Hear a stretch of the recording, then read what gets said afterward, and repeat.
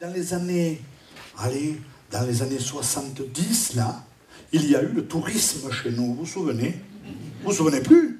Putain, c'est pas passé, hein, ça existe encore. Ouais. Non, je veux dire, quand c'est arrivé, au début, on s'en voyait ça de loin, hein, c'était un phénomène, hein, lointain un peu.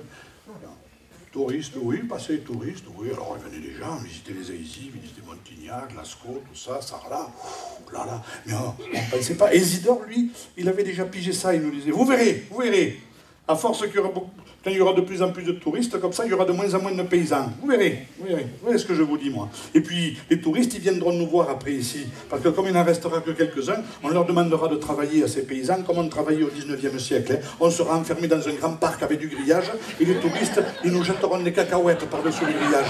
Hein. On sera des Indiens, en quelque sorte, on sera enfermés là, et puis après, ils achèteront nos villages, parce que nos maisons leur plairont, et nous, on n'aura pas les moyens pour les restaurer, nos maisons. Alors on les leur vendra, bien contents, et eux, ils les restaureront, et puis ils feront des villages comme ça, où ils viendront, et puis une fois qu'ils seront là, eh bien, ils supporteront plus qu'il y ait des tracteurs, qu'il y ait des vaches, ils supporteront plus l'odeur du fumier. Je te parie qu'ils supporteront même plus le chant du coq le matin. Bon, c'est vrai que, hein. Bon, c'était un peu comme ça, quoi. Et donc, les touristes, ils les avaient un peu dans le nez, ils ne pouvaient pas trop les sentir, mais c'était un peu viscéral. Un jour, il était en train de faucher dans son pré, là, et puis alors, il avait fini de faucher, il était en train de vérifier si sa barre de coupe allait bien tenir pour rentrer chez lui, parce qu'il allait falloir revenir faner après, hein, une fois que ça serait un peu sec. Et alors, il avait arrivé au bout du pré, il avait arrivé la voiture, une grosse voiture, vous voyez, bon... Des gens pas d'ici, probablement.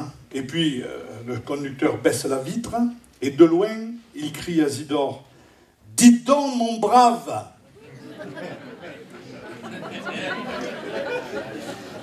Isidore, déjà, « Dites donc, mon brave !»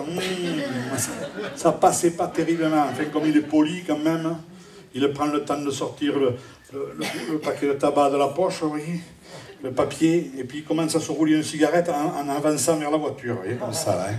Et puis il prend le temps, hein, parce que c'est minutieux une cigarette, quand même. Hein. Là, quand il est arrivé à la voiture, le temps de la coller un peu, là. Et puis d'enlever les petits bouts qui dépassent, vous savez, de chaque côté, là. L'autre redit, « Dis donc, mon brave, je voudrais aller à Marquet. »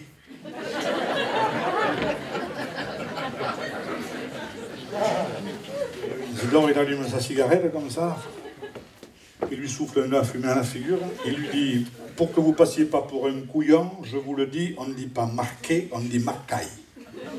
Déjà, hein. Alors comme ça, vous voulez aller à Marcaille. Et l'autre, il fait...